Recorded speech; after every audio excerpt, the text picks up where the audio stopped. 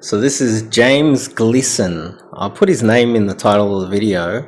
But if you're an Australian, you need to understand that you are now officially living in an open-air prison, just like the Palestinians. Lucky you.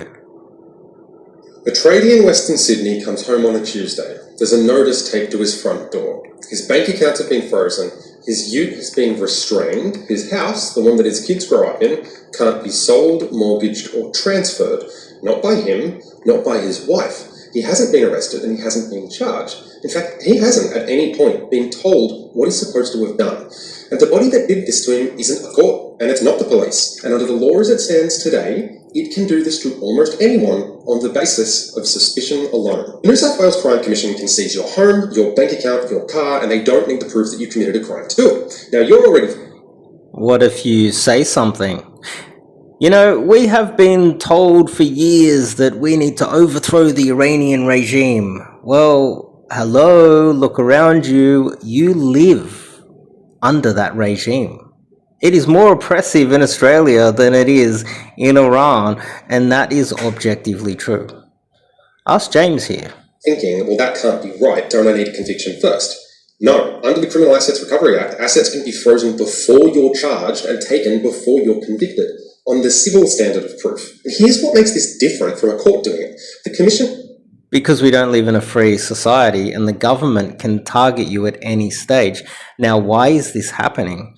It's because of the geopolitical situation we find ourselves in. Australia is a resource colony. You live in a colony, I know. It's hard to believe. You're living in the Matrix. You thought that you had freedom of speech and freedom and you had gun rights and all those things, but those things have been slowly taken away from you. You live in a colony and you are technically a slave, and it is only going to get worse. COVID wasn't the beginning. The beginning was when they took away your guns with John Howard. It is only going to get worse from here. I just want you guys to be fully aware of the danger you're in. Like, this is not a joke. You know those idiots during World War II that got trapped? And they're like, oh, I just got out, but the rest of my family died in World War II. It's like, you didn't see the signs, dummy? Okay, well, if you're an Australian, g'day, mate. How you going? You doing all right there? I'm an Australian too. Wakey, wakey. Isn't a court. It's an executive body, which means the decision about whose assets get targeted starts in a room you will never see with a process that you will never be a part of. I'm going to show you why. Your first instinct, fairly... Seems legit. It's an open-air prison, guys. This is Soviet Union style stuff. Is probably this. This does not happen to ordinary people. This happens to bikies and drug syndicates. Yeah, sometimes it does. But I've spent my career on both sides of the system. First as a police officer, then a prosecutor, and now as a defense lawyer. And I can tell you, from the files that have crossed my way, to use this power is not, we have proven you've committed a crime. The threshold is not even, we have charged you. The threshold is suspicion, and suspicion as a legal standard does almost no work at all. So I'm going to walk you through three... Now also, we're assuming that there is a suspicion that you've committed any sort of a crime. But what if the government doesn't like you because you're a white man? What if you're a Christian white man that's trying to stand up for your family and the government is run by Israel and they hate you? And they want to silence you and they want to take your land.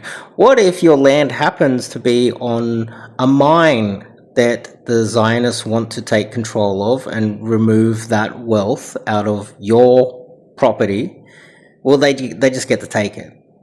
And they can set you up. You can be accused of something. So this means that in the not too distant future, people from the government are going to knock on your door and they're going to say, hey, this thing that you said, or this thing that you did, or this thing that you own that we want, you haven't done anything wrong. But if you don't give it to us, well, we might suspect you of doing something. And we'll just take it. And you will go to jail for the rest of your life. That's what they did in the Soviet Union. And you know from COVID that the average Australian will just dob you in and go along with it. The average Australian is a total fucking idiot.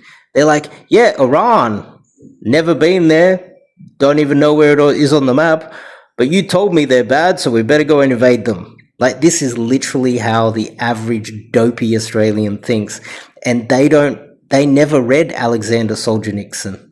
They don't know anything about the Soviet Union. They don't realize that the whole point of it was your neighbors will dob you in and your neighbors will side with the government and you will end up in the gulag. Doesn't mean you've done anything wrong. It means they want to take it from you. And this is another nail in the coffin of your rights. Why are they doing that? Keep stepping back, keep stepping back, keep looking at the geopolitical situation. Australia is being turned into Venezuela and you are going to end up extremely poor. Australia is going to be very poor. I've been saying this for 11 years on this channel now. Australia is going to be Venezuela. And this is another... Look, don't listen to what they say, watch what they do. Things. First, what the New South Wales Crime Commission actually is and where it comes from, because the origin tells you why it has the powers it has. Second, the three things it uses to take property from people who have not been convicted of anything. And third, the structural problem at the heart of it all, the question of whether the decisions about your property and your liberty should be made entirely by a court or by an executive body operating in a room that you're not allowed to enter. The New South Wales Crime Commission was created in 1985 under a different... Okay, wow. So basically, you can get arrested and have all of your belongings seized. And then what they can do is, if you want to, by the way, they can also lock you up for absolutely no reason. You don't even need to be under real suspicion. They can just make it up. And they can interrogate you and they can treat you basically like a slave, like a terrorist. This is what the whole terrorist stuff is about.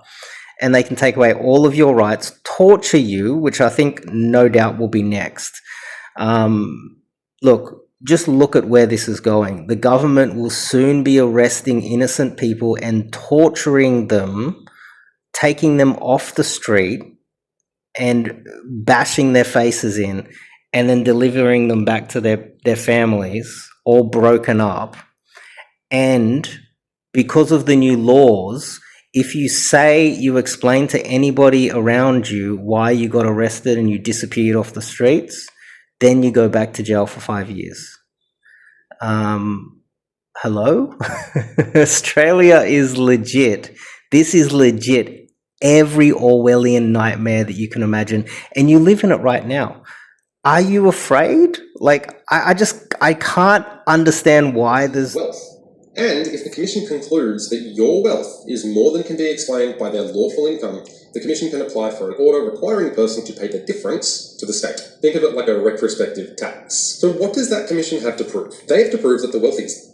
Let me explain this. This is another part which I think is magnificent.